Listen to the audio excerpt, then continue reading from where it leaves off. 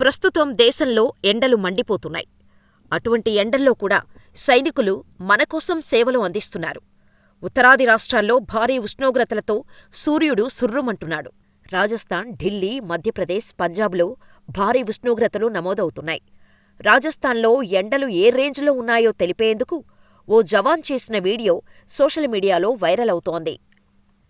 ఎడారిలో కోడిగుడ్డును ఉడికించి తిని చూపించాడు. ఎడారిలోని ఇసుకలో గుడ్డును ఉంచాడు.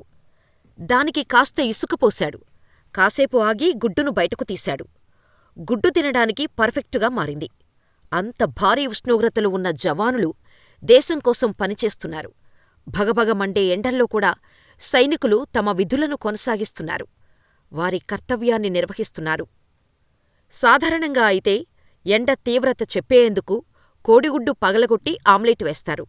కాని ఇసుకలో ఇది సాధ్యం కాదు. కాబట్టి ఆ జవాన్ గుడ్డును ఉడకపెట్టి చూపించాడు. ప్రస్తుతం ఈ వీడియో సోషల్ మీడియాలో వైరల్ అవుతోంది. రాజస్థాన్లో వేసవి తీవ్రత రోజురోజుకు పెరుగుతోంది. 45 డిగ్రీల నుంచి 47 డిగ్రీల వరకు ఉష్ణోగ్రతలు నమోదవుతున్నాయి.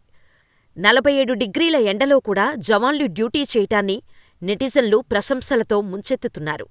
జవాన్లు ఎండ, వాన, చలికి తట్టుకొని దేశం కోసం పనిచేస్తున్నారని కామెంట్స్ చేస్తున్నారు. జవాన్లకు సెల్యూట్ చేస్తున్నారు. అయితే 2 రోజుల క్రితం ఓ జవాన్ ఎడారిలో అప్పడాన్ని కాల్చి చూపించాడు.